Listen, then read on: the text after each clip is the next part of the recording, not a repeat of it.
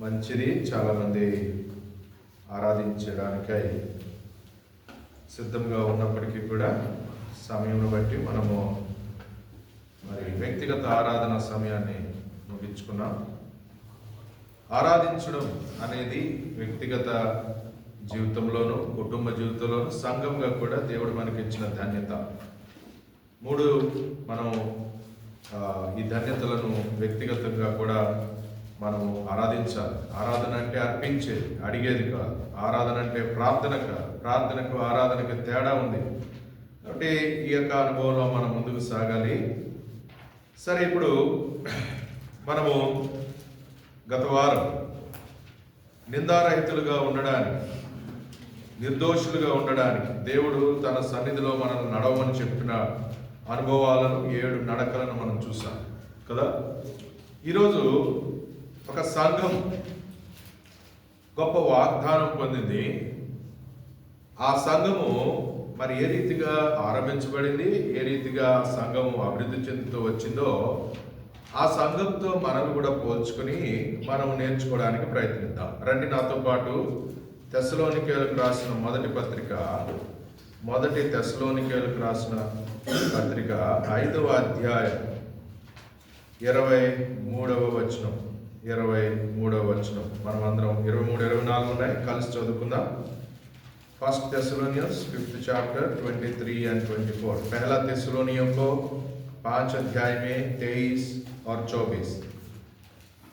थिस्सलुनीकियों का पत्री 5 अध्याय उसका 23 और 24. మనమందరము కలిసి చదువుకుందాం. తెస్సలోనిక ఏమొచ్చిందండి? ఏంటది? పత్రస.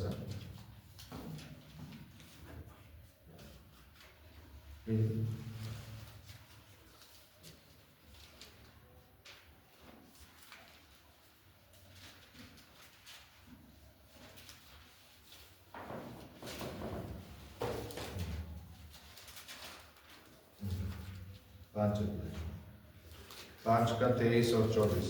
5వ అధ్యాయం 23, 24 వచనాలు. సమాధానకర్తయగు దేవుడే మిమ్మును సంపూర్ణముగా పరిశుద్ధపరచునుగాక.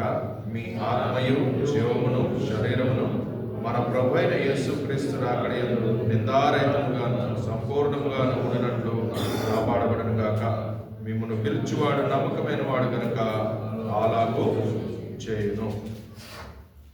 దాని తర్వాత తెస్సలోనికి రాసిన మొదటి పత్రిక మొదటి అధ్యాయం 2-3 వచనాలు. తెస్సలోనికీయులకు రాసిన మొదటి పత్రిక उसी पुस्तक का पहला अध्याय उसी का पहला अध्याय और पहला अध्याय का दूसरा और तीसरा पद 2-3 वचनाలు. పక్కన 2 और 3 మనం కలిసి చదువుకుందాం. విశ్వాసముతో కూడిన మీ పనిని, ప్రేమతో కూడిన మీ ప్రయాసమును, మన ప్రభువైన యేసుక్రీస్తునందలి నిరీక్షణతో కూడిన మీ ఓర్పును మేము మన తండ్రి అయిన దేవుని ఎదుట మానక జ్ఞాపకం చేసుకున్నట్టు మా ప్రార్థనలందు మీ విషయమై విజ్ఞాపనం చేయించు. మీ అందరి నిమిత్తం ఎల్లప్పుడూ దేవునికి కృతజ్ఞతాస్తుతులు చెల్లించుచున్నాము. ప్రార్థన చేసుకుందాం. दयालु प्रभु, धन्यवाद देते हैं, आपने आराधना में सहायता किया, मेज में भाग लेने के लिए भी सहायता कीजिए. हमारा जीवन को आपने बदला है, लेकिन फिर भी बहुत सारे परिस्थितियों में हम प्रभु जी समझदारी नहीं दिखाते हैं. बहुत बार प्रभु जी आपका वचन के अनुसार नहीं चलते हैं. उस समय में भी प्रभु आप अवसर देते हैं, आप हमें आपका पवित्र लहू के छिड़काव के नीचे लेके आते हैं. जो कोई विश्वास करके पश्चाताप करता है तो तुरंत आप धोकर शुद्ध करते हैं. प्रभु इस वचन को आप हमसे बोलिए, बातचीत कीजिए, हमें उभारिए. आप प्रभु जी हमें आप में बढ़ने में सहायता मदद कीजिए. प्रार्थना सुनिए, उद्धारकर्ता प्रभु यीशु मसीह के नाम में मांगते हैं, आमीन. తెస్సలోనికీయులకు రాసిన మొదటి పత్రిక. తెస్సలోనిక అనే సంఘం అపోస్తలుడైన పౌలు, మరి శీల, తిమోతి ఈ దైవజనులు ఆ తెస్సలోనిక అనే పట్టణానికి వెళ్ళి అక్కడ సువార్త వెల్లడి చేసినప్పుడు సంఘము స్థాపించబడింది. ఈ తెస్సలోనిక అనే ఈ పట్టణము ఈ రోజున కూడా ఉంది. సొలోనికి అనే ఒక చిన్న పట్టణం, ఇది సముద్ర తీరంలో ఉండేది. ఇక్కడ ప్రత్యేకత ఏమిటంటే ఇక్కడ కొన్ని వేడి నీటి ఓటలు ఉంటాయట, వేడి. అందుకే దీన్ని థెర్మాసిటీ అంటారు. థెర్మా అంటే వేడి. ఇది ఒక వ్యాపారం చేసే మంచి స్థలము తెస్సలోనిక. బైబిల్లో ఏది కూడా ఏదో కల్పన కథలు ఉండవు. చారిత్రాత్మకంగా అనేకమైన ఆధారాలు ఉన్నాయి, ఏదో ఊరికే చెప్పడం కాదు. తెస్సలోనికను రాసిన పత్రికలో మొదటి పత్రిక 5 అధ్యాయాల్లో అద్భుతమైన విషయము ఏమిటి చెప్తాడంటే, మీరు ఎందుకు ఎన్నుకోబడ్డారు, ఎందుకు పిలువబడ్డారు, మీ యొక్క ఏర్పాటు ఏమిటి అనే విషయాన్ని జ్ఞాపకం చేస్తాడు. వీళ్ళు ఈ తెస్సలోనిక సంఘము ఈ పత్రిక రాసే సమయానికి కొన్ని 7-8 నెలలు అయింది అంతే. कुछ 1 साल के से कम उम्र का कलीसिया है थेसलोनिका कलीसिया। प्रभु यीशु मसीह का सुसमाचार सुनकर पौलुस, सीलास और तिमोथियस के द्वारा वहां के लोग उद्धार पाए, पाप क्षमा पाए और एक कलीसिया के रूप में वो लोग इकट्ठा होते थे. రక్షణ, మారు మనసు, పాపక్షమాపణ కలిగిన తర్వాత అక్కడ కొద్దిమంది దేవునికి నమ్మకంగా సంఘంగా కూడుకుంటూ వచ్చారు. ఆ సంఘము ఏదో చాలా పెద్ద పెద్ద కట్టడాలు కట్టుకుని ఏదో గొప్పలు చెప్పుకునేదానికి వాళ్ళ దగ్గర ఏమీ లేవు, కానీ వాళ్ళు మాత్రము ఒక మాదిరి గల సంఘంగా ఏర్పాటు చేయబడ్డారు. It was a model church. Thessalonica సంఘము ఒక మాదిరి అయిన సంఘం. కావాలని మీరు చూడండి, మొదటి అధ్యాయము 7-8 వచనాల్లో, కాబట్టి మాసిదోనియలను, అకయలను, విశ్వాసులందరికీ మాదిరి అయితిరి. ఏమని చెప్పింది ఇక్కడ?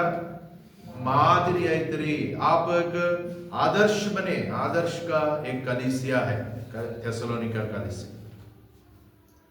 మాదిరి సంఘం. ఎంతమంది ఉన్నారు దాంట్లో? పెద్ద గుంపేమి లేరు.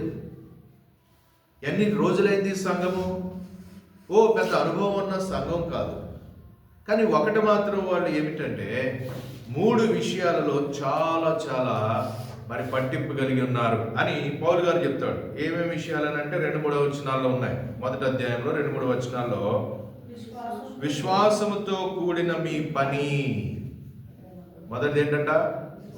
విశ్వాసముతో కూడిన పని, ప్రేమతో కూడిన ప్రయాసము, దాని తర్వాత నిరీక్షణతో కూడిన మీ ఓర్పు. ఈ 3 విషయాలు గుర్తుపెట్టుకోవాలి. సంఘానికి ఉండాల్సిన చాలా ప్రాముఖ్యమైన, మాదిరికరమైన సంఘమునకు ఉండే ప్రాముఖ్యమైన విషయాలలో ఇక్కడ విశ్వాసము, ప్రేమ, నిరీక్షణ. మనం సంఘాలలో పౌలు గారు రాసిన సంఘాల పత్రికలన్నింటిలో దాదాపు ఈ 3 కూడా జంటగా ఉంటాయి. ఏమిటంటే విశ్వాసము, ప్రేమ, నిరీక్షణ. 1 కొరింథీ 13వ అధ్యాయానికి రండి. 1 కొరింథీ 13వ అధ్యాయంలో ఇక్కడ కూడా విశ్వాసము 13:13 అక్కడ 1 కొరింథీ 13:13 కాగా విశ్వాసము, నిరీక్షణ, ప్రేమ ఈ 3ను నిలుచును, వీటిలో శ్రేష్టమైంది ప్రేమయే. విశ్వాసము, నిరీక్షణ, ప్రేమ. विश्वास, आशा और प्रेम, ये तीनों कलीसिया के लिए बहुत ही महत्वपूर्ण चीजें हैं. ये कलीसिया में दिखनी चाहिए. विश्वास दिखना है, प्रेम दिखना है और आशा అంటే తెలుగులో నిరీక్షణ. ఇప్పుడు తెస్సలోనిక సంఘానికి ఈ 3 ఉన్నందున వాళ్ళు 3 రకాలుగా వాళ్ళు దేవుని ఎదుట నిందారహితులుగా ఉంటారు అని చెప్తా ఉన్నాడు. ఇప్పుడు 5:23లో చదువుకున్నాం. 1 తెస్సలోనిక 5:23లో ఏమందంటే, సమాధానకర్తయగు దేవుడే మిమ్మల్ని సంపూర్ణులుగా చేస్తాడు. ఏం చేస్తాడు? పర్ఫెక్ట్ చేస్తాడు. సంపూర్ణంగా పరిశుద్ధపరచును గాక. ఇక్కడ మీ ఆత్మయు జీవమును శరీరమును మన ప్రభువైన యేసుక్రీస్తు రాకడ యందు నిందారహితంగాను సంపూర్ణంగా ఉండనట్లు కాపాడబడును గాక. ఆత్మ, ప్రాణ, శరీరం. ఆత్మ, జీవము, శరీరం. ఈ మూడు కూడా మరి చాలా జాగ్రత్తగా మనము కాపాడబడుచు ఆయన ఎదుట ఆయన వచ్చినప్పుడు ఆయన రాకడ యందు నిందారహితముగా ఉండాలి. అబ్రాహాముతో దేవుడు ఏం చెప్పాడు? నువ్వు నిందారహితుడిగా నా ఎదుట నీవు నడవాలని ఒక వ్యక్తికి చెప్పాడు. పోయిన వారం ఆ నడకల గురించి ఎఫెసీ పత్రికలో చూసాం. ఈ రోజున తెస్సలోనిక పత్రికలో తెస్సలోనిక సంఘమును మరి కొనియాడుతూ లేక ప్రోత్సహిస్తూ మరి పౌలు గారు ఏం చెప్పాడు అని అంటే, ఆయన రాకడ, యేసుక్రీస్తు యొక్క రాకడ యందు నిందారహితముగా సంపూర్ణముగా ఉన్నట్లు మీరు కాపాడబడును గాక. ఇది ఒక ఆశీర్వాదం, ఇది ఒక బెనడిక్షన్, ఇది డాక్సాలజీ. అయితే ఏంటి సంఘము? సంఘములో ఏమేమి ఉన్నాయి? ఏ సంఘం ఈ రీతిగా కాపాడబడుతుంది? What is that model church? మాదిరికరమైన సంఘం ఎట్లా ఉంటుంది అని అంటే, ఈ రోజున ఒకళ్ళని చూసుకుని ఇంకొకళ్ళు మరి పులిని చూసి నక్క వాతలు పెట్టుకున్నట్టు ఈ సంఘాలు అనేవి ఇలాగే ఉంటాయేమో అన్నట్టుగా మెగా చర్చెస్గా తయారు చేస్తున్నారు. ఇక పెద్ద పెద్ద కట్టడాలు కడుతున్నారు. మెగా చర్చ్ మానియా వచ్చేసింది. దాని తర్వాత వాళ్ళ యొక్క వేసుకునే బట్టలు కానీ, వాళ్ళు ఖర్చు పెట్టే ఖర్చులు కానీ, వాళ్ళ యొక్క జీవిత విధానాలు. నేను చాలాసార్లు నాకు బాధ అనిపిస్తుంది ఏంటంటే, కొన్ని గ్రూపుల్లో నన్ను యాడ్ చేస్తారు కదా, దాంట్లో చూస్తూ ఉంటాను. సండే వర్షిప్ అని ఫ్లైయర్ తయారు చేసి పెడతారు. దాంట్లో అయ్యగారు ఉంటారు, అమ్మగారు ఉంటారు, వాళ్ళ పిల్లలు ఉంటారు, ఫోటో పెద్దగా ఉంటుంది. అంటే ఎవరిని వర్షిప్ చేయడానికి? ఎవరిని వర్షిప్ చేస్తాం మనం? సండే వర్షిప్ అని పెడతారు వాళ్ళు. ఆ టైమింగ్, చర్చ్ అవన్నీ పెడతారు. ఈ సూటు బూట్ వేసుకొని ఫోటో పెట్టి ఇలా పెడతారు. అంటే నేను ఎవరిని వర్షిప్ చేయడానికి వెళ్ళాలి అక్కడికి? వాళ్ళని వర్షిప్ చేయడానికి ఫోటోలు పెడుతున్నారా? సంఘము అంటే, మాదిరికరమైన సంఘము అంటే ప్రభువును గొప్ప చేసేదిగా ఉంటుంది. సత్యమునకు స్తంభము. ఒక మాట చూడండి, తిమోతికి రాసిన పత్రికలో ఆ సంఘమును గురించి, జీవము గల దేవుని సంఘం గురించి అట్లా రాశాడు. 1 తిమోతి 3వ అధ్యాయంలో 15వ వచనము చూడండి. 15వ వచనం. ఆయనను నేను ఆలస్యము చేసిన ఎడల దేవుని మందిరములో అనగా జీవము గల దేవుని సంఘములో జనులు ఎలాగు ప్రవర్తింపవాలని అది నీకు తెలియవలెనని ఈ సంగతులు నీకు వ్రాయించున్నాను. ఆ సంఘము సత్యమునకు స్తంభమును ఆధారమునైనది. సంఘము దేనికి ఆధారము? లేకపోతే ఏమి చూపించాలి అని అంటే, సత్యమునకు స్తంభముగా ఉండాలి. స్తంభం మీద ఏం పెడతాం మనం? దీపం పెడతాం, లేదా లైట్, స్ట్రీట్ లైట్. ఇప్పుడు సంఘం అంటే ఆ స్తంభము, దాని మీద సత్యము బయలుపరచబడాలి. సత్యం అంటే యేసు ప్రభువే. నీ ఫోటో పెట్టుకునో, నా ఫోటో పెట్టుకునో గొప్ప చేసుకోవడానికి కాదు.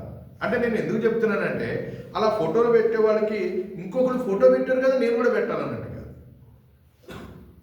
నేను ఒకసారి ఈ మధ్య ఒక మీటింగ్ స్వామన్నని పిలిచారు. వాళ్ళు పిలిచినప్పుడు వాళ్ళు నన్ను తొందర పెడతా ఉన్నారు. అయ్యగారు ఫోటో కావాలని. పెద్ద చర్చ్ అది, Baptist church, centenary Baptist church. 100 సంవత్సరాలు అయింది మొన్న. అయితే నాకు తెలుసు ఫోటో వేయడం అనేది అది అన్నకు కూడా ఇష్టం ఉండదని నేను చెప్పాను. అయితే ఫోన్ చేయండి, ఆయన ఫోటో కావాలని అంటే నేను ఒక మాట అడుగుదామని ఫోన్ చేశాను. ఫోన్ చేస్తే ఒకటే మాట అన్నారు, తమ్ముడు, ఫోటో వేయడం వల్ల 2 రకాల ప్రాబ్లమ్స్. ఒకటి ఏంటంటే, వాళ్లకు యేసు ప్రభువుని చూపించడానికి నేను అడ్డుబండగా ఉంటాను. రెండోది, వ్యతిరేకరించే వాళ్ళకి మనం వల్నరబుల్గా ఉంటాం, అంటే కనబడేవారుగా ఉంటాం అనవసరంగా. మనము చేసే సేవ పరిచర్య దేవుని సిలువ చాటున చేయాలి, క్రీస్తు కనబడాలి. చాలాసార్లు కొన్ని సంఘాలకు వెళ్ళినప్పుడు వెనకాల సిలువ ఉంటుంది, ఇక్కడ సేవకుడు ఇలా నిలబడి మాట్లాడుతున్నాడు అనుకోండి, ఆ సిలువని అడ్డగించి లేదా సిలువకు అడ్డుగా నిలబడి మాట్లాడుతుంటారు అన్నట్టు అనిపిస్తుంది నాకు. అంటే అది తప్పేం కాదు, వాళ్ళు పెట్టుకున్నది ఓకే కరెక్టే, కానీ చాలాసార్లు ఆత్మీయంగా ఆ రీతిగా చాలాసార్లు ప్రభువుని మనం ప్రజలకు చూపించకుండా మనము చూపించుకునే దాన్ని బట్టి చాలా నష్టం కలుగుతూ ఉంది ఈ రోజున. పేతురు, పౌలు, తిమోతి, శీల, లేకపోతే ఇలా మనం లెక్క వేసుకుంటూ పోతే వాళ్ళు ఏం చెప్పారంటే, అయ్యా మేము సాధారణమైన మనుషులమే, మనం ఆరాధించాల్సింది మన ప్రభు అయిన యేసుక్రీస్తుని. నేను పక్కకు తొలగాలి. అంత మటుకే కాదు, అసలు చెప్పాలనంటే యేసు ప్రభు వారి ఈ లోకంలోకి వచ్చినప్పుడు తనకు గొప్ప మహిమ కలుగుతూ ఉంటే పక్కకు తొలగి నాకు తండ్రి నాకు చెప్పాడు కాబట్టి నేను చేస్తున్నాను అంటే తండ్రిని మహిమపరుస్తూ వచ్చాడు. మనం ఏపాటి వాళ్ళం? ఇప్పుడు మాదిరికరమైన సంఘం తెస్సలోనిక సంఘమునకు మరి పౌలు చెప్పిన ఈ మాటలు మనం చూసుకుందాం. The model church, the ingredients are the specialities of a model church. ఇక్కడ రండి, మొదటి తెస్సలోనిక 1వ అధ్యాయానికి వచ్చి మనము చిన్న సంఘమే, చిన్న మందే, మనం ఎట్లా ఉన్నామో చూసుకుందాం. మొదటి వచనంలో మనం చూస్తే 1 నుంచి 5 వచనాల్లో చూస్తే 1వ అధ్యాయంలో వాళ్ళు ఎన్నుకోబడిన ప్రజలు, లేకపోతే దేవుడు వాళ్ళని ఏర్పాటు చేశాడు, దేవుని వల్ల ప్రేమింపబడిన ప్రజలు, ఎలక్టెడ్ పీపుల్ వాళ్ళు అనే విషయాన్ని మనము ఈ తెస్సలోనిక సంఘంలో మనం చూస్తాం. 1వ వచనంలో చూస్తే, తండ్రి అయిన దేవుని యందును ప్రభు అయిన యేసుక్రీస్తునందును ఉన్న తెస్సలోనికేల సంఘమునకు పౌలును, సిల్వానును, తిమోతియును శుభమని చెప్పి రాయినది, కృపయు సమాధానం మీకు కలుగునుగాక. ఇక్కడ చెప్తున్న ఈ మాట చూడండి, తండ్రి అయిన దేవుని యందు ఉన్నారు మీరు, ప్రభు అయిన యేసుక్రీస్తునందు ఉన్న మన ఎవరి యందు ఉన్నాం మనం ప్రశ్నించుకోవాలి. మోడల్ చర్చ్, మాదిరికరమైన సంఘం. చాలాసార్లు అసలు సంఘాలలో దేవుని యొక్క గొప్పతనాన్ని, లేక మనం దేవుని యందు ఉన్నా, మనం క్రీస్తునందు ఉన్నాం అనే విషయాలు చెప్పరు. మిగతావన్నీ చెప్తుంటారు వాళ్ళు. దశమ భాగాలు వేయాలి, ఉపవాసాలు ఉండాలి, లేకపోతే 21 రోజులు ఉండాలి, 40 రోజులు ఉండాలి, ఈ ఆచారాలు కట్టడలు చెప్తా ఉంటారు. కానీ మనము దేవుని యందు ఉన్నాం. ఆరాధన వర్తమానాలు కూడా చూసాం, నివాస స్థలము అంటే దేవుడు మనతో నివాసం ఉండిన స్థలము, అదే దేవుని మందిరం. అయితే ఇక్కడ తండ్రి అయిన దేవుని యందు ప్రభు అయిన యేసుక్రీస్తునందు ఉన్న తెస్సలోనిక సంఘం మోడల్ చర్చ్, మాదిరికరమైన సంఘమా మనది? ఒకవేళ మాదిరికరమైన సంఘం అంటే మొట్టమొదట ఉండాల్సిన ప్రాముఖ్యమైన విషయం ఏమిటంటే దేవుని యందున్న సంఘము, క్రీస్తునందున్న సంఘము. అట్లా ఉందా? ఎన్ని రకాలుగా మనం చెప్పినప్పటికీ కూడా ఇది ఒకవేళ మన అనుభవం కాకపోతే, దేవుని యందున్న సంఘం కాకపోతే, క్రీస్తునందున్న సంఘం కాకపోతే అది సంఘమే కాదు. అది మిగతా ఏదైనా అనుకోవచ్చు. ఇక కొంతమంది ఫ్రెండ్స్ క్లబ్లా కలుస్తారు, లేకపోతే ఇట్లా అనుకోవచ్చు. కానీ దేవుడు మనల్ని అందుకు కాదు కదా ఎన్నుకున్నది. తండ్రి అయిన దేవుని యందు మనల్ని, ప్రభువైన యేసుక్రీస్తునందు మనల్ని ఉంచుకున్న దేవునికి వందనాలు. అందుకే ఇక్కడ తెస్సలోనిక సంఘమునకు పౌలు, సిల్వాను, తిమోతి శుభమని చెప్పి రాస్తున్నారు, కృపయు సమాధానం మీకు కలుగునుగాక. సంఘములో తండ్రి యందు క్రీస్తునందు ఉన్న సంఘము, ఆ సంఘము కృప ద్వారా, సమాధానం ద్వారా నింపబడి ఉంటుంది. సంఘములో కృప ఉంటుంది. కృప కనిపిస్తుందా అంటే ఇక్కడ ఎవరైనా కృప అనే పేరున్న సహోదరులు ఉంటే అవును కనిపిస్తారని చెప్తారు కదా, అట్లా కాదు. కృప అంటే దేవుని యొక్క కృపాహస్తము, కృపా కార్యము కనిపించాలి. అపోస్తలుల కార్యముల గ్రంథంలో ఒక చోట ఒక దైవజనుడు ఒక సంఘాన్ని చూడడానికి వెళ్ళాడు. ఒక సంఘాన్ని చూడడానికి ఆయన పంపించినప్పుడు ఆయన ఆ సంఘంలోనికి వెళ్ళి మొట్టమొదట ఏం చూశాడో ఆయన ఏం చెప్తాడో చూడండి. రండి, అపోస్తలుల కార్యం 11వ అధ్యాయం, అపోస్తలుల కార్యం 11వ అధ్యాయము 19వ వచనం నుంచి నేను చదువుతాను. 23వ వచనం ప్రాముఖ్యమైనది. 19వ వచనం నుంచి నేను చదువుతాను. స్టెఫను విషయం అందరు తీసారా? అపోస్తల కార్యం 11 अध्याय 19వ వచనం. प्रेरितों का काम 11 अध्याय 19 पद. प्रेरितों का काम 11 अध्याय 19 पद से. స్టెఫను విషయంలో కలిగిన శ్రమను బట్టి చెదరిపోయిన వారు యూదులకు తప్ప మరి ఎవరికి వాక్యము బోధింపక ఫేనీకే, కుప్ర, అంత్యోకియా ప్రదేశముల వరకు సంచరించిరి. కుప్రీయులు కొందరును కురేనీయులు కొందరును వారిలో ఉండిరి.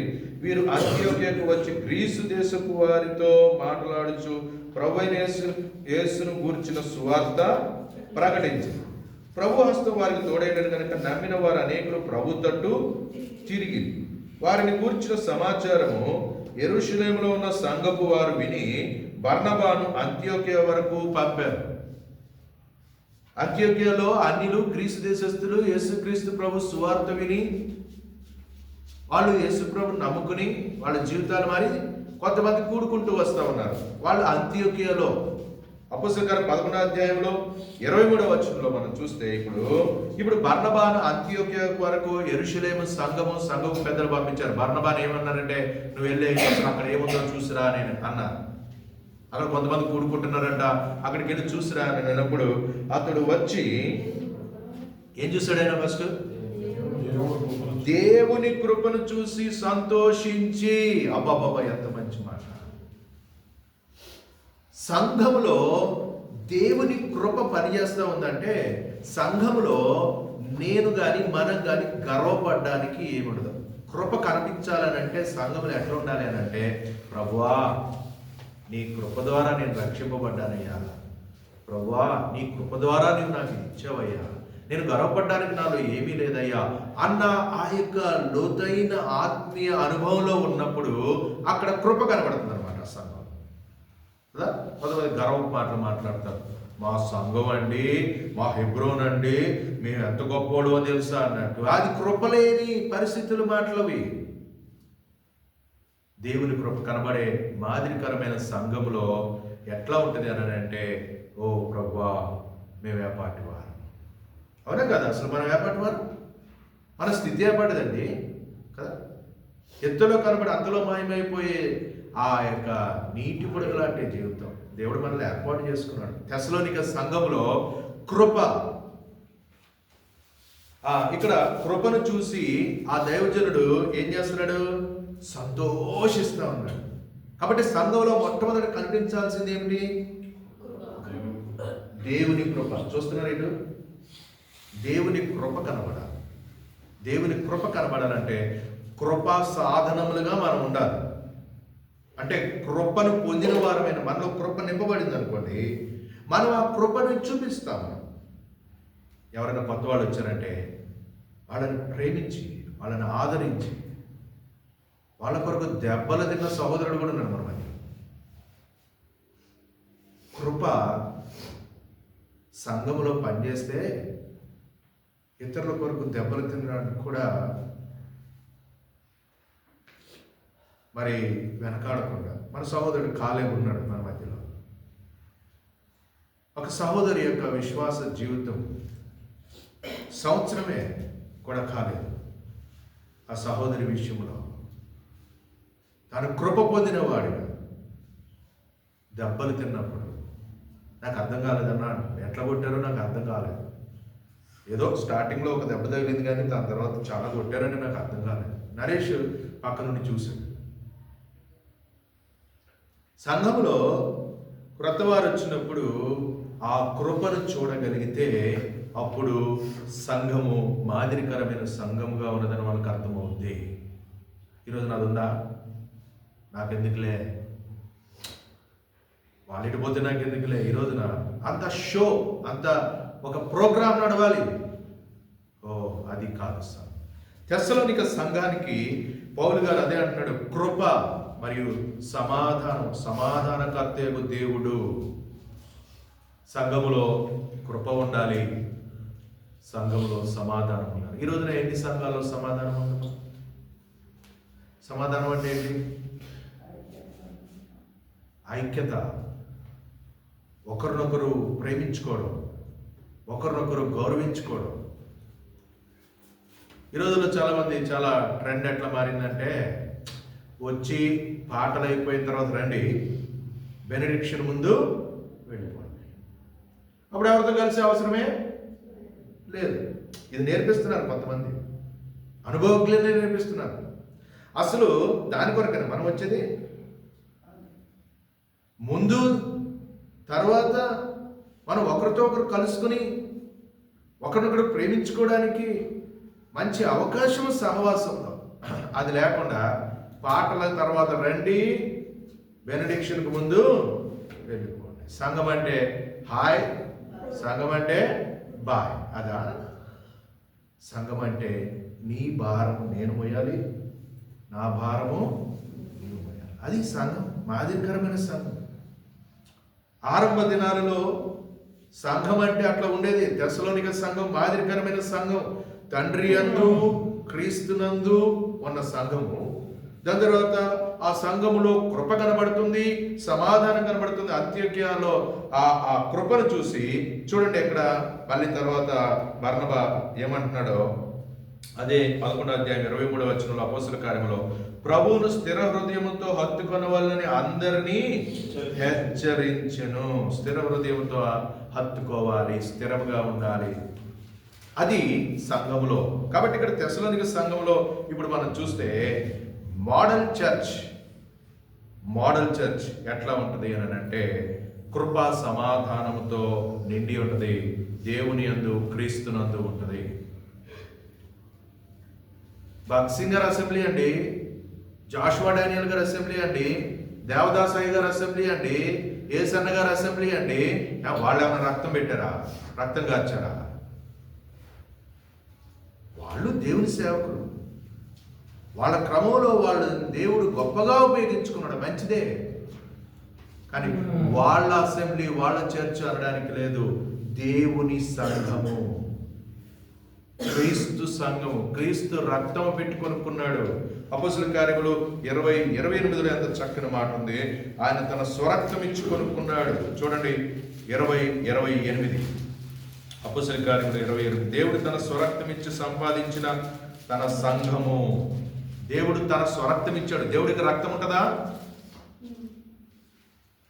దేవుడు అదృశ్య స్వరూపుడు, ఆత్మస్వరూపి అనే దేవుడు రక్తము కార్చి సంఘమును ఏర్పాటు చేసుకోవడానికై ఆయనే రక్త మాంసంలో పాలిభాగస్తుడుగా ఈ లోకానికి వచ్చాడు. కాబట్టి దేవుడు తన స్వరక్తం ఇచ్చి సంపాదించిన సంఘం. ఇది చూడండి, డిస్టర్బ్ చేస్తాం. అలాంటి సంఘము మన సంఘమా? ఈ చిన్న సంఘము, ఈ మందిరం కట్టి లేకపోతే మీటింగ్ అయ్యి ఇవన్నింటి తర్వాత మనం అర్థం చేసుకోవాల్సింది ఏంటంటే మన మీద ఇంకా బాధ్యత పెట్టాడండి. ఇక్కడేదో మనం ఇంకా పర్లేదు మన పని అయిపోయింది అనుకుని జీవించడానికి కాదు, మన మీద భారం పెట్టాడు, మన మీద పని పెట్టాడు, మనల్ని నమ్మాడు దేవుడు. కాబట్టి మనము ఈ విషయాలు మనలో చిన్న సంఘంలో ఉండాలి. ఎప్పుడు తప్పిపోకూడదు. నేనున్నా లేకపోయినా ఒకవేళ ఈ విషయాలలో మీకు నేర్పించలేదు అని అంటే అది నా తప్పిదంగా ఉంటుంది. కాబట్టి నేను ఈ విషయాలు మీకు చెప్తున్నాను. సంఘాలలో కృప ఉండాలి, సమాధానం ఉండాలి, ఒకరికంటే ఒకరు ప్రేమ ఉండాలి, ఒకరి భారం ఇంకొకరు భరించాలి. అదే తెస్సలోనిక సంఘం. అందుకని ఇప్పుడు మళ్ళీ రండి, తెస్సలోనిక 1వ అధ్యాయానికి వస్తే 2-3 వచనాల్లో ఏమంటున్నాడు అని అంటే, విశ్వాసంతో కూడిన మీ పని. మనం చేసే పని ఎట్లా ఉండాలా? విశ్వాసంతో ఉండాలి, నమ్మకంగా ఉండాలి కదా. మరి మన సాక్ష్యం చెప్తూ పల్లవి కూడా ఒక మాట చెప్పింది, తనకు వచ్చిన వాగ్దానం. సామెతల గ్రంథము 3వ అధ్యాయము 27వ వచనం. అంటే తన వాగ్దానం ఏమో 26 అంట, కానీ 27వ వచనంలో చెప్పింది ఏమంటే, మేలు చేయుట నీ చేతనైనప్పుడు దాన్ని పొందదగిన వారికి చేయకుండా వెనుక తీయకుము. సామెతల గ్రంథం 3వ అధ్యాయము 27వ వచనం. जब आप जो सहायता करने के लिए आपके पास क्षमता है तो जरूर उनको वो सहायता करना ही चाहिए.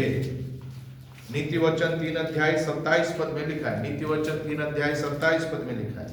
కాబట్టి మేలు చేయటని చేతనైనప్పుడు దాన్ని పొందదగిన వారికి చేయకుండా వెనుక రేపిస్తాను మాపిస్తాను అని చెప్పకూడదు కదా. నువ్వు వీలైనంత మట్టుకు చేయి చాచి చేయాలి. అది సంఘంలో, ముఖ్యంగా విశ్వాస గృహంలో మనం చేయాల్సిందని. కాబట్టి విశ్వాసంతో ఉండాలి మన పని, అంతేగాని ఏదో పని చేస్తున్నాం. కొంతమంది చేయాలని చేస్తారు ఏదో. ఇప్పుడు జీతగాడు ఉన్నాడు, ఎట్లా చేస్తాడు పని?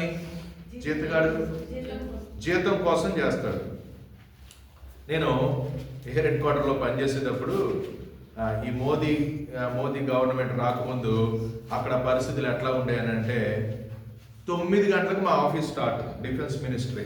మేము యూనిఫామ్ వేసుకునేవాళ్ళు 9 గంటలకి వచ్చేసేవాళ్ళం. కానీ సివిలియన్స్ ఉండేవాళ్ళు 50% అయితే సివిలియన్స్, ముఖ్యంగా లేడీస్, వాళ్ళు ఎప్పుడు వచ్చేవాళ్ళు అంటే 10:30కు వచ్చేవాళ్ళు.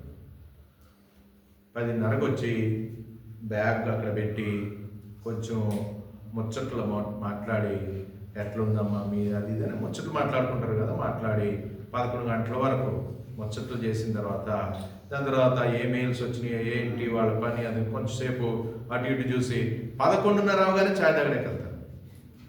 11:30 కాగానే ఛాయ్ తాగడానికి వెళ్ళి ఆ ఛాయ్ 5 అంతస్తుల బిల్డింగ్ క్యాంటీన్ దూరము, అక్కడికి వెళ్ళి ఛాయ్ తాగి వచ్చేటప్పటికి 12:30 అవుతుంది. అలా అక్కడ ఫ్రెండ్స్ కలుస్తారుగా, వేరే డైరెక్టరేట్ అక్కడ ఇక్కడ అంతా.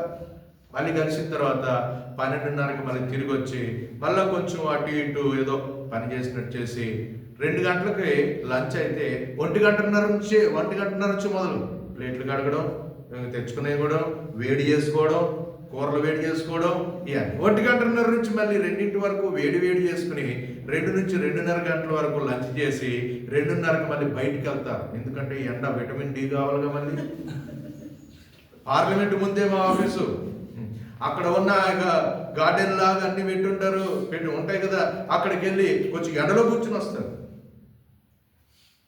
ఎండలో కూర్చుని 3:45కి వస్తారు. మళ్ళీ 3:15 మేము పని చేస్తూ ఉంటాం, ఎందుకంటే మేము వెళ్ళలేము, మేము యూనిఫామ్ పర్సన్స్ కదా, వాళ్ళ పని కూడా మేమే చేయాల్సి వస్తుంది.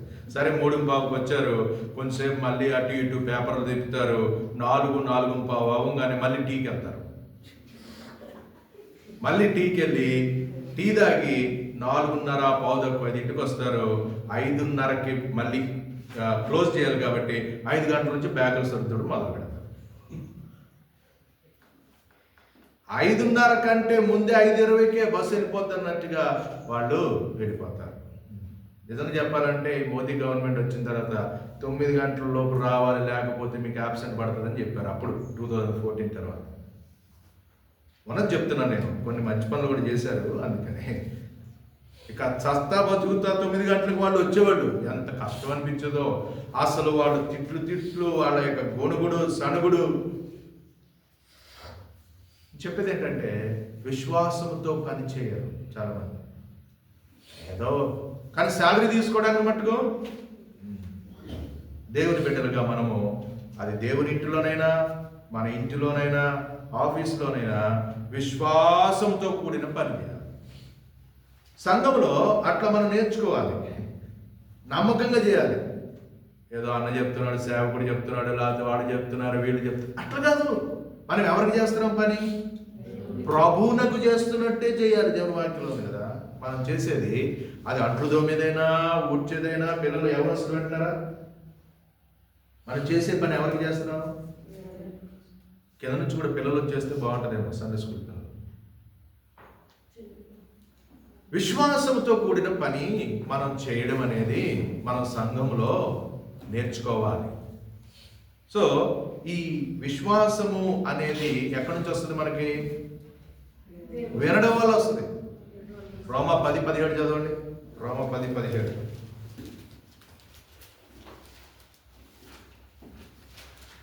త్వరగా చదవండి, ఇంత లేట్ చదవండి.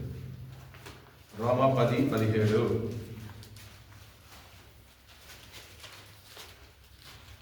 కాగా వినుట వలన విశ్వాసం కలుగును, వినుట క్రీస్తుని గురించిన మాట వలన కలుగును. కాబట్టి పని చేయాలంటే ఏం చేయాలి? మొట్టమొదట వినాలి. ఏం వినాలి? క్రీస్తుని గురించిన మాట వినాలి. మార్త మరియా ఉన్నారు. పాపం మార్త బాగా పనిచేసేది. అంటే మరియా పనిచేసేది లేదో అనేది దేవుని వాక్యంలో లేదు, కానీ మరియ కూడా పనిచేసేదే, కానీ మరియ పనిచేసే ముందు బోధ విన్నది కదా.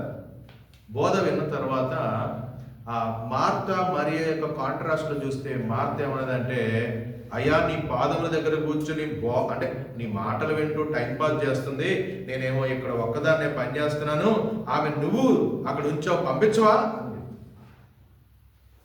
కానీ మరియకు ఒక విషయం తెలుసు, ఏమిటంటే విశ్వాసముతో పని చేయాలనంటే మొట్టమొదటి విశ్వాసము బోధ వినడం ద్వారా వస్తుంది. చాలామంది పని చేయడానికి చాలా ఆత్రంగా ఉంటుంది. ముఖ్యంగా ఒక అరవింద్ అంకుల్ అని ఒక ఆయన కర్నూలులో ఉండేవాడు. మంచి సేవ చేశారు అంకుల్. ఆయన బ్రాహ్మణ్ కన్వర్ట్, చాలా మంచి మంచి ఉదాహరణ చెప్పేవాడు. ఒక ఆయన అంట వాకింగ్ చెప్పాలని చాలా ఇష్టం అంట. అప్పుడే రక్షణ పొందాడు. కొద్ది కాలం అయిందంట, సరే ట్రైనింగ్ లేదు, దేవుని వాక్యం ఇంకా సరిగా నేర్చుకోలేదు, సరే వాకింగ్ చెప్పాలని ఆశ ఉంది. ఎప్పుడు అవకాశం దొరుకుతుందా అని చూసేవారంట. సరే ఒకసారి ఆయనకి అవకాశం ఇచ్చారంట.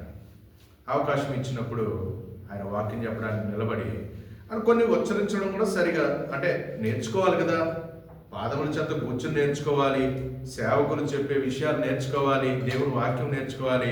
కానీ ఆయన ఆతృతతోటి వాక్యం చెప్తూ అక్కడ క్షేమము అనే దగ్గర క్షామము అని చదువుతున్నాడు. క్షేమానికి క్షామానికి తేడా ఉందా లేదా? క్షామం అంటే ఏంటి? క్షేమం అంటే మేలు. ఇప్పుడు ఆయన క్షేమము కలుగునుగా కంటే క్షామము కలుగునుగా అని చెప్తున్నాడు వాక్యం. చెప్పిన తర్వాత అంతా లాస్ట్లో అయిపోయిన తర్వాత, అయ్యా నువ్వు ఏం చెప్పావయ్యా అంటే, ఏం చెప్పానంటే క్షామం గురించి చెప్పాను అన్నాడు. క్షామం అంటే ఒక్కోసారి మనం వాడే పదాలు అవి సరి చేసుకోకుండా, లేకపోతే మనకు సరైన అవగాహన లేకుండా వాడేస్తూ ఉంటాం. ఆయనకి తెలీదు క్షేమానికి తేడా తెలియదు. అంటే నేను చెప్పే విషయం ఏమిటంటే, మనము వినుట వల్ల విశ్వాసం కలుగుతుంది కాబట్టి బాగా వినాలి.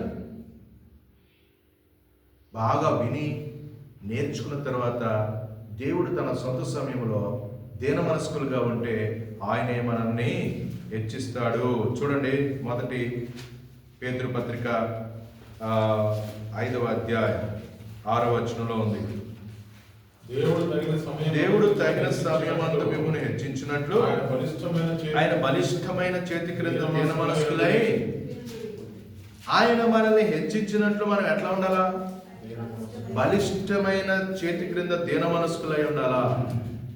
ఓకే, శామ్యుయల్ బ్రెంగల్ అనే ఆయన సాల్వేషన్ ఆర్మీలో ఆయన పనిచేశాడు.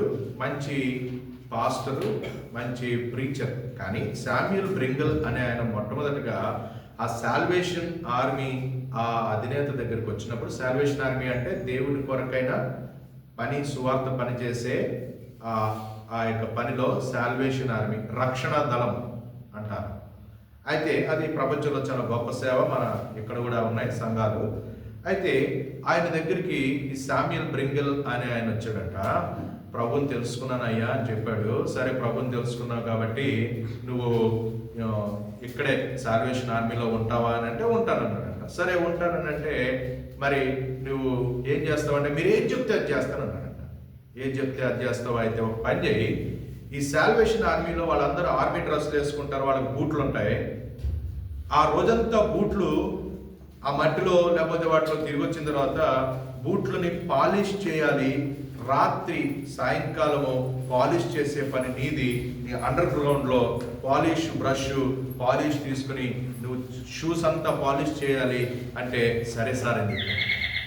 సరే సార్ అని చెప్పినప్పుడు ఆయన ఆ పని ఆయనకు అప్పగించిన తర్వాత, ఇక ఈ సాల్వేషన్ ఆర్మీ, ఆయన పేరు ఏదో ఉంది, బిల్లీ సండేనో ఏదో పేరుంది, ఆయన చెప్పేశాడు. శామ్యుయల్ బ్రెంగల్ వెళ్ళాడు, ఆ పని చేస్తా ఉన్నాడు. కొన్ని సంవత్సరాలు అయిపోయింది. శామ్యుయల్ బ్రెంగల్ ఎక్కడున్నాడు? ఏం చేస్తున్నాడు? షూ పాలిష్ చేస్తున్నాడు. బాగా చదువుకున్నవాడే. షూ పాలిష్ చేస్తా ఉన్నాడంట. అసలు షూ పాలిష్ ఎంత వండర్ఫుల్గా చేసేవాడు అంటే చక్కగా మెరిసిపోయేవంట. తర్వాత ఒకరోజు ఒక దగ్గరికి పరిచర్యకి వెళ్ళాలి, వాక్యం చెప్పాలి. ఒక ఆయన ప్రాముఖ్యమైన ఆయన రాలేదు. అప్పుడు ఈయనకి గుర్తొచ్చిందంట ఈ సాల్వేషన్ ఆర్మీ అధినేత శామ్యుయల్ బ్రింగల్ని అక్కడికి వెళ్ళి వాక్యం చెప్పమని చెప్పు అని చెప్పాడు. అయ్యా నేనా? అవును నువ్వే. శామ్యుయల్ బ్రింగల్ని మొట్టమొదటిసారిగా అక్కడ వాక్యం చెప్పడానికి పంపించినప్పుడు శామ్యుయల్ బ్రింగల్ పాలిష్ చేస్తూ నేర్చుకున్న పాఠాలు, విన్న వాక్యము అదంతా తన జీవితంలో పనిచేసి అక్కడ వాళ్ళ హృదయాలను పాలిష్ చేశాడు. శామ్యుయల్ బ్రింగల్ చెప్పిన ఆ మాటలు, ఆ యొక్క ప్రీచింగ్, ఆ సెర్మన్ ఇక ప్రపంచంలో దాని తర్వాత ఆయన గొప్ప సేవ చేశాడు. కానీ ఫస్ట్ ఎక్కడ నేర్చుకున్నాడు? అండర్ గ్రౌండ్లో సరిగ్గా లైట్ కూడా లేదో, షూస్ అన్ని ఆ చెత్త చెదారం తొక్కొచ్చిన షూస్ అంతా చక్కగా నీట్గా చేసి పాలిష్ చేసి ఆయన మెరిపించాడు. దేవుడు తనను మెరిపించాడు.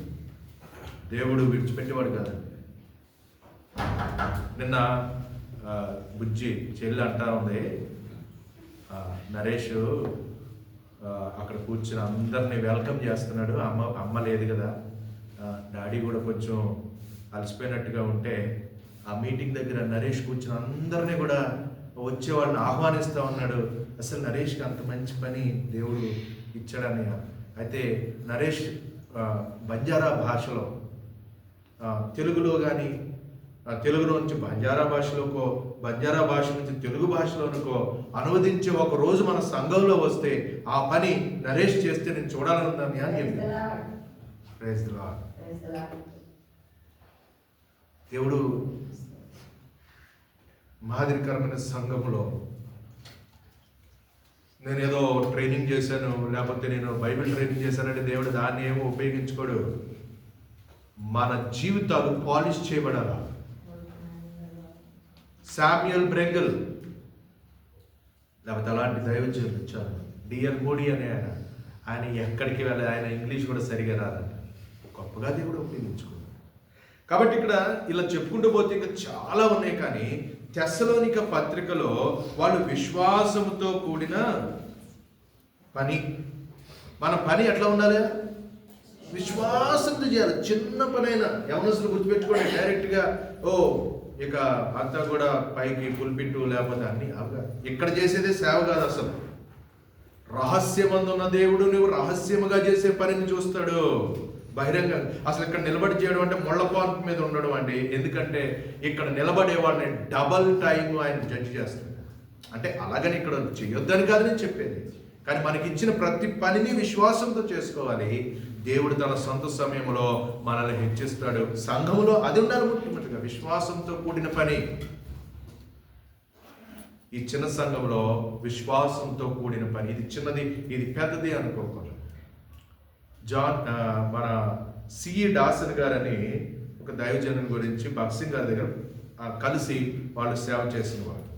ఆయన గురించి నేను విన్నది ఏంటంటే, జెహోవా షమ్మా ఉదయాన్నే 5 గంటలకు లేచి చీపురు పట్టుకుని ఆయన ఊడుస్తూ ఉంటుంటే అక్కడికి వచ్చిన జోర్డాన్ ఖాన్ అనే ఆయన చూసి, ఈయన సిఈ డాసన్ గారు ఈ ఉదయాన్నే ఇట్లా ఎందుకు చేస్తున్నారని ఆయన అడిగితే, ఎంత చీకటితో మీరు ఎందుకు చేస్తున్నారంటే, అయ్యా నేను వెలుగులో వచ్చిన తర్వాత అంకులా పనిచేస్తే బాగోదని అందరూ గుంజుకుంటారు నన్ను.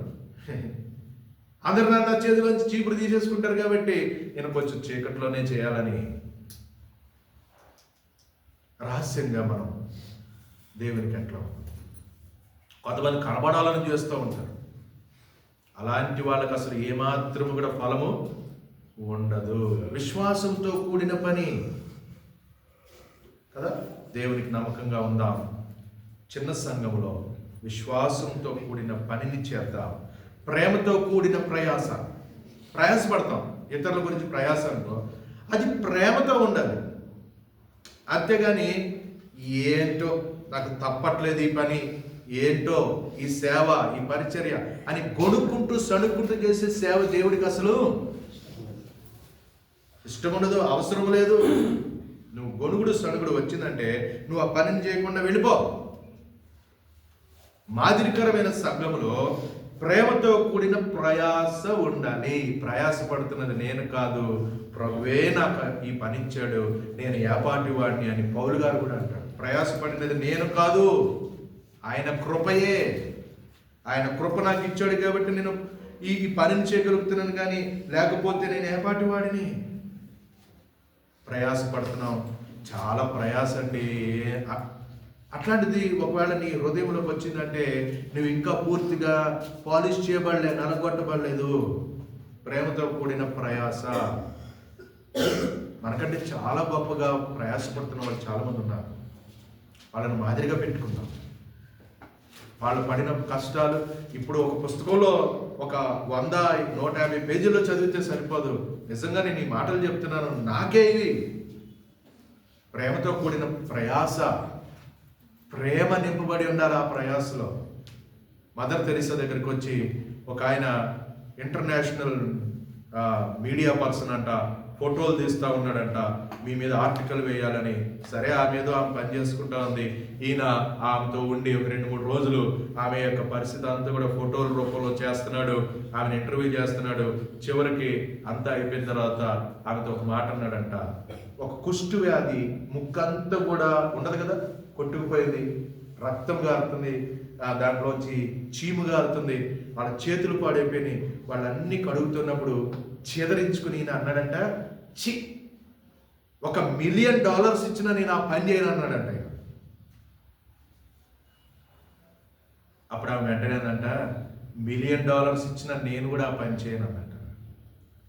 $1 మిలియన్ ఇస్తే నాకు ఆ పని అవసరం లేదు, నేను $1 మిలియన్ కోసం చేయట్లేదు ఆ పని. నాలో ప్రభు ప్రేమ పెట్టాడు. ప్రతిదాన్ని ఆమె ఆ దృష్టిలోనే చూసింది. ప్రభు నన్ను ప్రేమించాడు, నాకు ఈ పని అప్పచెప్పాడు. అప్పుడేమవుద్ది, ఆ పని కష్టం అనిపించదు, ఇష్టంగా చేస్తాం. మదర్ తెరీసా లాంటి వాడి జీవితాలు ఒక చిన్న మర్చికి అప్పుడు ఆయన సిగ్గుపడ్డాడంట. $1 మిలియన్ ఇచ్చినా నేను ఆ పని చేయలేననే మాటనే వెంటనే మళ్ళీ ఆమె కూడా అందంట, $1 మిలియన్ ఇస్తే అస్సలు నేను ఆ పని చేయను అన్నదంట. ఎందుకంటే ప్రేమతో నేను పని చేస్తున్నాను, నాకు డబ్బుల గురించి కాదు. ప్రేమతో కూడిన ప్రయాసం మనలో ఉందా? మాదిరికరమైన సంఘముగా మనం ఉండడానికి ఇవి మూలమైన స్తంభాలు. దాని తర్వాత మన ప్రభువైన యేసుక్రీస్తునందు నిరీక్షణతో కూడిన ఓర్పు. ఆయన వస్తాడు, తెస్తాడు, నన్ను తీసుకుని వెళ్తాడు అనే ఓర్పుతో, నిరీక్షణతో మనం జీవిస్తున్నామా? నిరీక్షణతో కూడిన మీ ఓర్పును మేము మన తండ్రి అయిన దేవుని ఎదుట మానక జ్ఞాపకం చేసుకుంటున్నాం. అయ్యో, 7-8 నెలల సంఘము, తెస్సలోనిక సంఘము, క్రొత్త సంఘము, వాళ్ళు కూడుకోవడానికి ఒక స్థలం ఉందో లేదో కూడా తెలియదు. చూడండి, కావాలనంటే అపోస్తలుల కార్యం 17వ అధ్యాయంలో సమాజ మందిరములో వాళ్ళు వెళ్ళి సువార్త చెప్పినప్పుడు అక్కడ ఉన్న వాళ్ళు, అక్కడ తెస్సలోనిక సంఘంలో వాళ్ళు రక్షణానుభవంలోకి వచ్చారు. అపోస్తలుల కార్యం 17వ అధ్యాయము 1వ వచనం నుంచి, వారు అంఫిపొలి 17:1 వారు అంఫిపొలి, అపోలోనియా పట్టణముల మీదుగా వెళ్ళి తెస్సలోనికకు వచ్చి అక్కడ యూదుల సమాజ మందిరం ఒకటి ఉండెను గనుక పౌలు తన వాడుక చొప్పున సమాజపు వారి యొద్దకు వెళ్ళి, క్రీస్తు శ్రమపడి మృతులలో నుండి లేచుట ఆవశ్యకమనియు నేను మీకు ప్రచురం యేసే క్రీస్తు ఉన్నాడని లేఖనములలో నుండి దృష్టాంతములెత్తి విప్పి చెప్పుచు వారితో 3 విశ్రాంతి దినములు తర్కించుచుండెను. వారిలో కొందరును భక్తిపరులకు గ్రీసు దేశస్తులలో చాలా మంది ఘనత గల స్త్రీలలో అనేకులను ఒప్పుకొని పౌలుతోనూ శీలతోనూ కలుసుకుని. ఇది తెస్సలోనికలో జరిగింది. దాని తర్వాత వాళ్ళకి భయంకరమైన ఉపద్రవం వచ్చింది, వాళ్ళని పట్టుకున్నారు, వాళ్ళని కొట్టారు, వాళ్ళని వేరే దగ్గరికి తీసుకుని వెళ్ళారు అని అక్కడ నుంచి వాళ్ళు తప్పించుకుని వెళ్ళారు. తెస్సలోనిక సంఘము ఏర్పాటు చేయబడినది చాలా కష్టములలో, క్లిష్ట సమయాలలో ఏర్పాటు వ్యతిరేకరించే పరిస్థితి. కాబట్టి తెస్సలోనిక సంఘం ఏదో బాగా అన్ని సమృద్ధిగా ఉన్న సంఘం అయితే కాదు, కానీ ఆ సంఘములో కృప ఉంది. ఆ సంఘములో ఏముంది? ఇంకా సమాధానం ఉంది. చెప్పండి, కృప ఉంది, సమాధానం ఉంది.